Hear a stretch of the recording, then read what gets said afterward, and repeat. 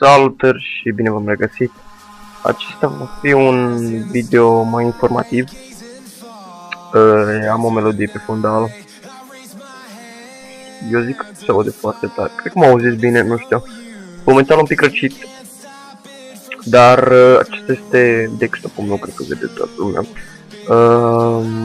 Și aș vrea să vă întreb un joc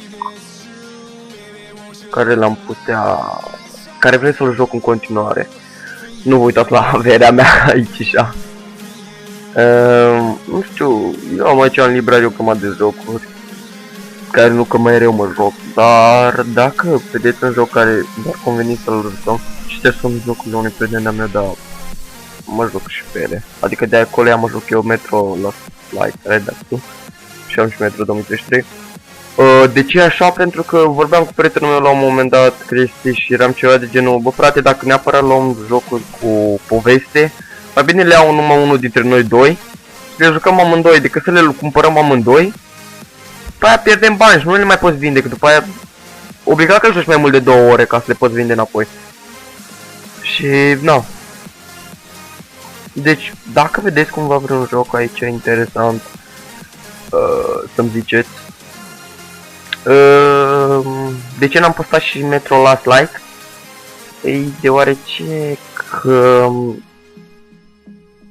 nu prea am avut neapărat și timp. Nu pot să zic asta, dar mi s-a auzit microfonul cât de cât ciudat pe Mirils, pe Action.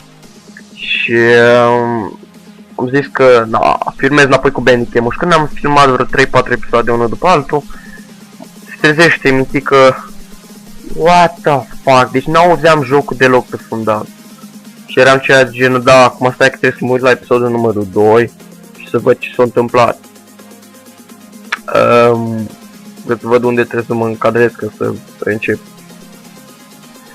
Da, vă dați seama. No. Un joc de aici, dacă îl vedeți neapărat, care vă place, îl jucăm și pe desktop, cred că vedeți câteva, dar nu. Adică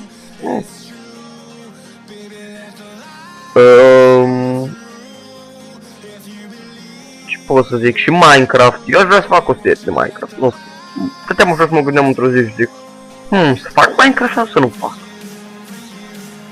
Adică nu prea ar fi ceva foarte rău. Și nu știu exact ce să zic, deci, na.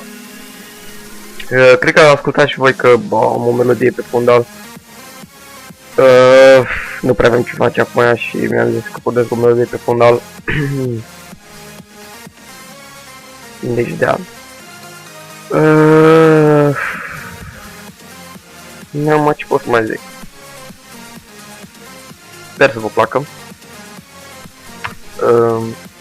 Sper să alegeți neapărat un joc. Dacă vă întrebați cumva: băi Ghost, dar eu știu că tu mai de mult ai făcut o serie de Daisy Standalone. Unde-i Daisy Standalone? Ce să știu, un cod nou de Steam.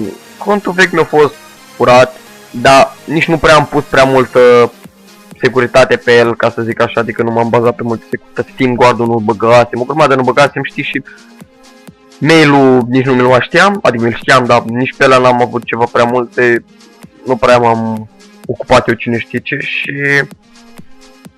na, s-au dus cont. Din păcate, asta e.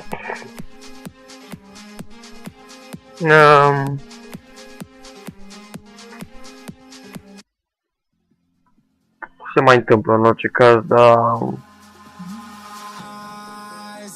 asta e.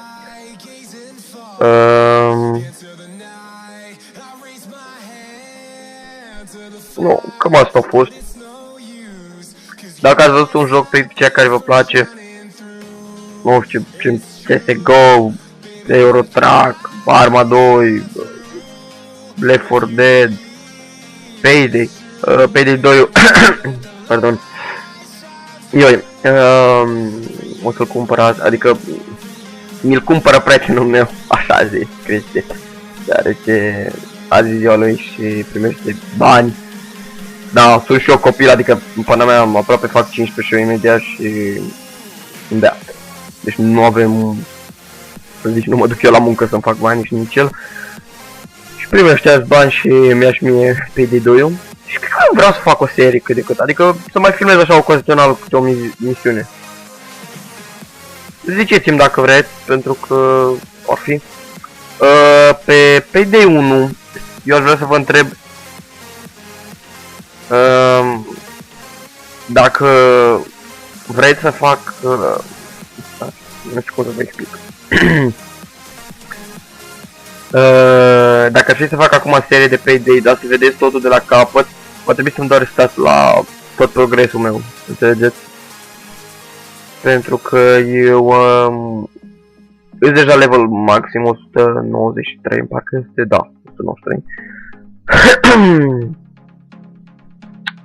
Și da. Deci acolo nu prea știu ce să vă zic.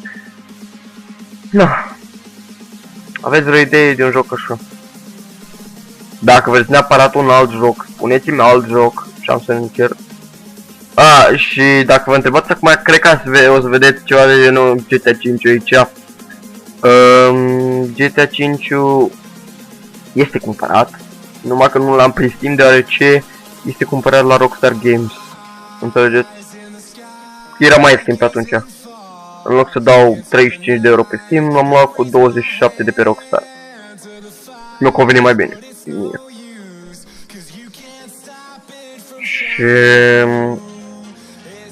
no. Dacă vă întrebați de ce am arma Gold Edition, Cold War, sau astea. Astea din cauza pentru că când am luat arma 2 am vrut să iau și Operation Arrowhead și am luat Combine Operation. Mi-a dat și astea. Sau nu, Anniversary Edition asta am luat. Și GTA-urile am luat și eu pentru că luasem 5-ul. Și m-ar fi interesat să joc 4-le, dar după aia vedeam că era și Liberty City într-un de ăsta, zic, cu cât era 10 euro, zic, hai să le iau pe ambele, că nu, cu 10 euro le iau pe ambele, profitabil, da. După aia văd că cu 8 euro să le iau pe toate astea. Și San Andreas și Vice City-ul, și 3 și 4-le, și episodul de Stone Liberty City, și că le iau, în pana mea. Care e problema? Nu știu foarte să aici iau.